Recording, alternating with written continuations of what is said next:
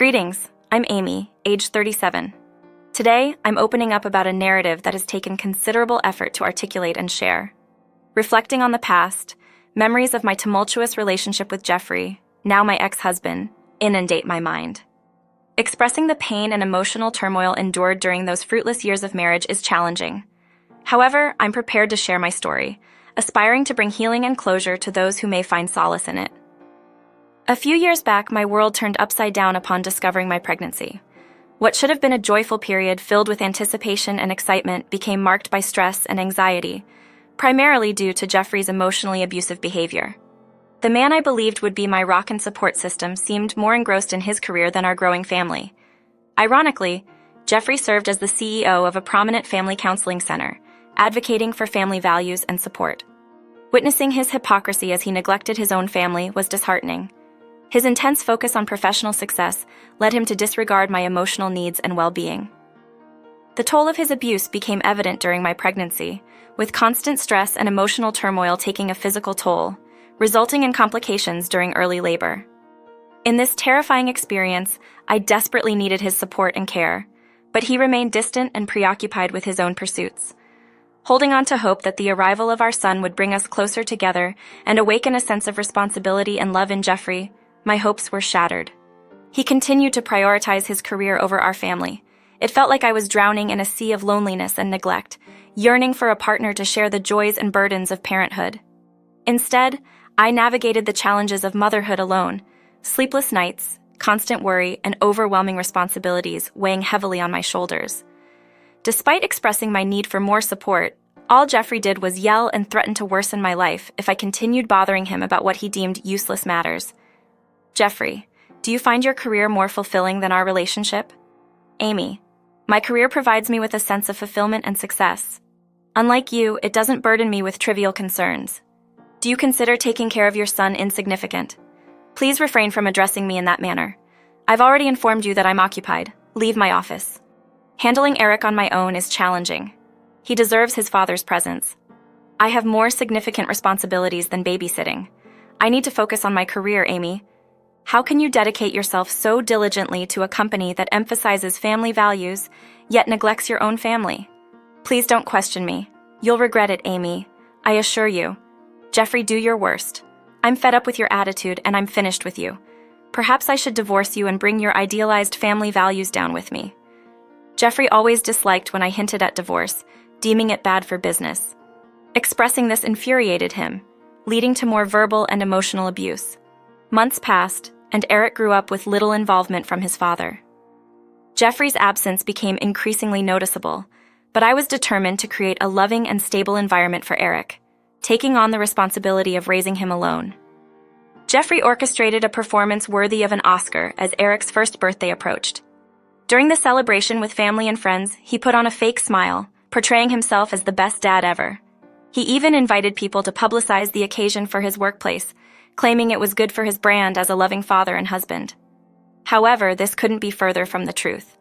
Despite being tired of his deceit, I was grateful for the assistance. Yet, children don't lie, and my little Eric was no exception. Whenever Jeffrey attempted to hold him for the cameras, Eric would cry and scream, only calming down when soothed by me or other family members. It puzzled people that Eric reacted so strongly whenever his seemingly loving and present father tried to hold him. Jeffrey casually dismissed it, attributing the situation to factors like the fragrance he wore, or jokingly suggesting the emergence of the Oedipus complex. However, the hired press personnel diligently documented everything, following his instructions to refrain from sharing posts and images that portrayed him negatively. He reassured them, asserting that any challenges with Eric were likely due to typical fussiness. For someone like me, who was well acquainted with Jeffrey's deceitful facade of fake smiles and laughter, the experience felt akin to a horror movie. Although Eric's first birthday celebration left much to be desired, I found solace in the fact that things concluded without major issues. With a father like Jeffrey, a moderately decent party was the best one could expect, as no amount of pretense could conceal the underlying ugliness he concealed. Despite his adept performance in acting, the truth about Jeffrey's character, laden with duplicity and deception, would inevitably surface. This revelation occurred shortly after Eric's birthday when my husband Jeffrey dropped a bombshell. Casually one evening, he revealed plans for a family trip to Hawaii, leaving me in shock. The gravity of the situation hit me. How could he consider leaving just as I had resumed work and needed his support in raising Eric? Expressing my dismay, I confronted Jeffrey, questioning his seriousness about the trip and his apparent disregard for my needs. His response was dismissive and unsupportive, emphasizing that the trip was solely for him and his brothers. Frustrated, I pointed out that he hadn't even considered my role in the family trip and insisted that regardless of his plans, I still needed assistance with Eric, making it clear that he couldn't go on the trip. In our disagreement, Jeffrey's cold gaze met mine. I am embarking on this journey, regardless of your approval. Cease your persistent badgering. His condescending remarks cut into me like sharp blades, transforming the man I once cherished into an unrecognizable figure consumed by his selfish desires. I couldn't comprehend how he prioritized a vacation over the well-being of our family. Why did we even bring a child into this world together if he intended to behave in this manner? At that moment, tears streamed down my face, and I struggled to grasp the depths of his behavior. We committed, Jeffrey. We mutually decided to welcome a child into our lives. Jeffrey's tone turned frigid as he disdainfully declared, I only had the baby to maintain appearances. If I had known you'd react so negatively, I wouldn't have had a child. It's a burden I regret every day. His words landed on me like a blow to the stomach, and the man before me was no longer the one I had fallen in love with. I married a monstrous individual, someone more concerned with their image than the happiness and stability of our family. Unable to bear the weight of shattered dreams and a broken heart, I wept uncontrollably, realizing I had married someone cruel. How had I been so blind? Jeffrey's final words shattered the silence, intensifying the fire of my despair. When I return, I expect to find a compliant and obedient wife, no more of this nonsense. Unbeknownst to me, that night marked the emergence of newfound strength within me. Despite the pain and heartache, I knew I had to protect myself and Eric from this toxic individual. I silently vowed to surpass his expectations and reclaim my independence as Jeffrey set off on his trip to Hawaii. Naively, I hoped his absence would bring relief from his constant abuse, only to discover that the torment would persist in a different form. It began with a notification on my phone several hours after his departure, unusual transactions and exorbitant amounts surfacing on my credit card statement.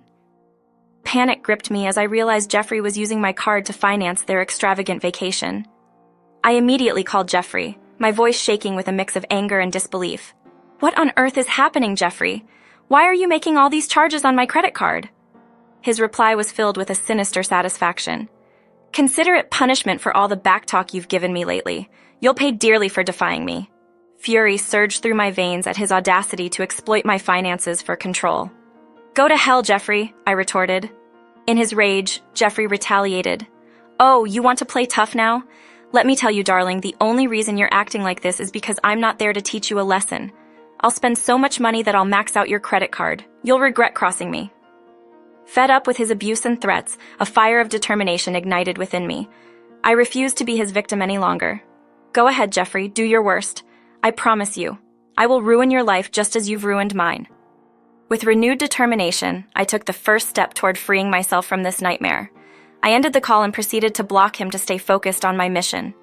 That very day, I began the process of hiring a skilled lawyer recommended by a close friend and initiated divorce proceedings. Fortunately, it didn't take long to schedule a meeting a couple of days later. After sharing my harrowing story, my lawyer advised me to gather evidence exposing Jeffrey's true nature to maximize my benefits in the impending divorce settlement. Meticulously combing through security camera footage, text messages, and voicemails, I documented instances of Jeffrey's aggression and cruelty. I reached out to the publicity team Jeffrey had hired for Eric's birthday party, urging them to provide pictures and footage of Jeffrey and Eric, revealing that even his son felt unsafe in his presence. With their sympathy and cooperation, they sent me all the evidence I needed, wishing me well on my journey for justice and reparations. The pieces were slowly coming together, and with the support of friends who had long advised me to leave this man, I finished my investigation within the week. Throughout, I continued documenting the frivolous charges on my credit card as further evidence of his attempt to control and abuse me. I chose not to disable the credit card, confident that I would recover the money and more from the divorce. I let him believe he was causing me harm, all the while planning to inflict much greater pain in the end. The evidence I had gathered would function as a potent tool in this pursuit of justice. No longer would I permit Jeffrey's manipulation and mistreatment to control my life. A week had elapsed, and I recognized the urgency to act swiftly, as Jeffrey would return from his trip in another week. I desired to leave him a delightful surprise upon his homecoming. He endeavored to reach out to me through various channels, compelling me to reconsider unblocking him or face the impending repercussions. Resorting even to email communication, he remained oblivious to the fact that I would incorporate these correspondences into the compilation of evidence against him. Despite his persistent efforts to reestablish a connection, he consistently left a trail of threats. Despite the escalating intensity of these threats, my determination for justice remained unwavering. If ever there was a moment to part ways, it was now, particularly with Jeffrey abroad. Acknowledging my fear, continuing to stay with him after ignoring him during his trip seemed even more daunting. There was no turning back. It was imperative to sever ties with him permanently. Intending to reclaim my freedom, my focus shifted towards relocating both Eric and me, along with all my possessions, to stay with a reliable friend. Jeffrey's trip to Hawaii catalyzed my emancipation, as his attempts to manipulate me only fueled my resolve to escape his detrimental influence. The storm was brewing, and I was ready to unleash its fury.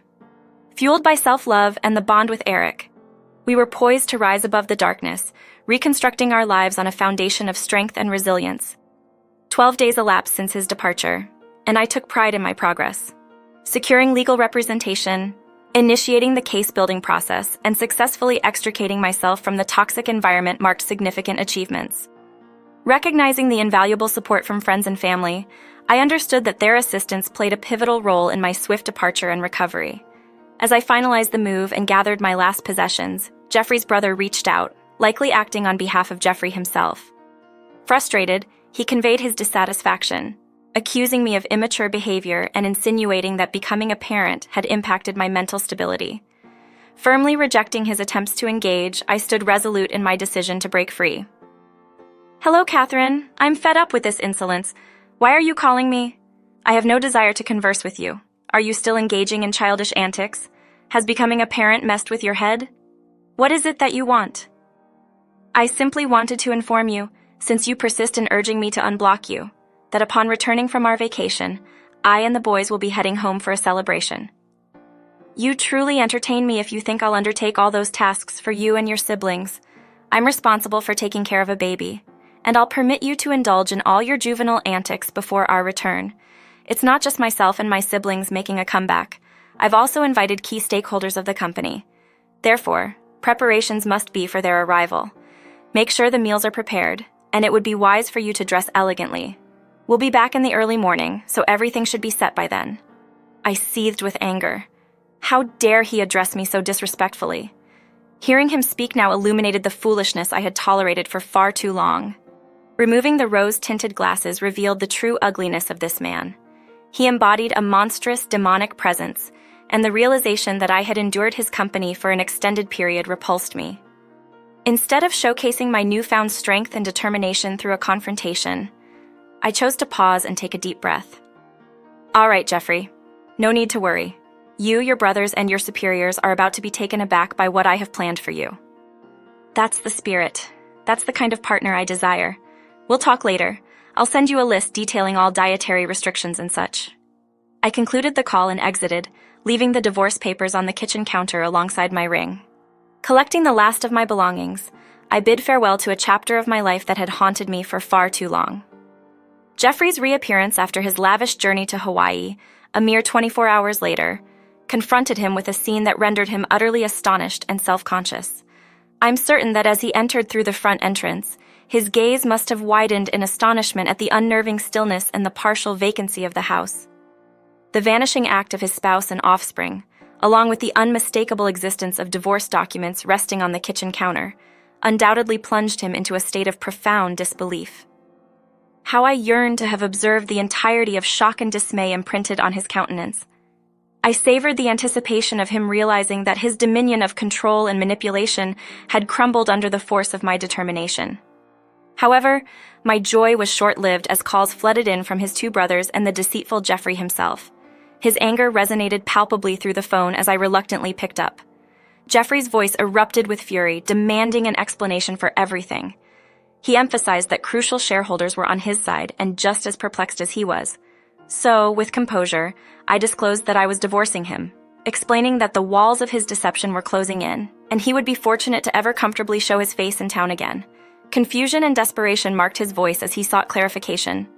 I challenged him to check the news, and as planned, local tabloids showcased his scandalous downfall on their front pages. The man who championed family values, the leader of a company built on love and support, stood exposed as a hypocrite, his true nature laid bare for all to see, thanks to a campaign orchestrated with the help of publicists hired for our son's birthday. The news spread far and wide through social media and word of mouth, expanding Jeffrey Swift's downfall beyond public humiliation. The repercussions rippled through his professional life. Superiors once impressed by his charm and seemingly perfect family life saw through the facade, deeming him an embarrassment and swiftly terminating his employment. One former superior, in a cutting remark, stated that retaining Jeffrey would be bad for business, exposing him as an anomaly, a contradiction to everything the company stood for. Stripped of his title, reputation, and social standing, Jeffrey became a pariah in the community. The man who was once respected and admired was now a pitiful figure, desperately trying to salvage the remnants of his shattered life. As for me, I relished in the knowledge that my escape from his clutches was imminent. Divorce proceedings were underway, supported by a weight of evidence and my legal team. I anchored myself firmly on stable ground, steadfast in my convictions. Jeffrey's frantic entreaties for my return played out like a malfunctioning record, each plea met with unwavering rejection. His voice resonated with regret, imploring me to reconsider, but each time I clung to my resolute resolve. Amy, I implore you to come back. I've acknowledged my errors and I genuinely repent. Our family is worth fighting for. Jeffrey, there's no prospect of reviving a connection with you. Eric has enlightened me on the essence of a loving, supportive partnership. We both deserve more than the toxic relationship you offered. Amy, I am incomplete without you. I've forfeited everything, and the idea of existing without you is overwhelming. I'll discover how to embrace Eric. I assure you, I'll do whatever is necessary. Jeffrey, that's no longer my concern. This is the outcome of the decisions you made. Your pleas filled with sorrow reached me, but I stood firm. The wounds from your emotional mistreatment are profound, and no amount of remorse can erase the agony I suffered. Realizing that I deserved joy and a life void of toxicity gave me strength. Confronted by his desperate pleas, I held my stance, unwavering in my choice to carve out a new journey. The road ahead would be tough, but I knew I possessed the fortitude and resilience to rebuild my life, abandoning the shards of a fractured marriage. Jeffrey must confront the repercussions of his actions. As the divorce proceedings approached, he would grasp that the journey to redemption is not swift when a heart has been fractured.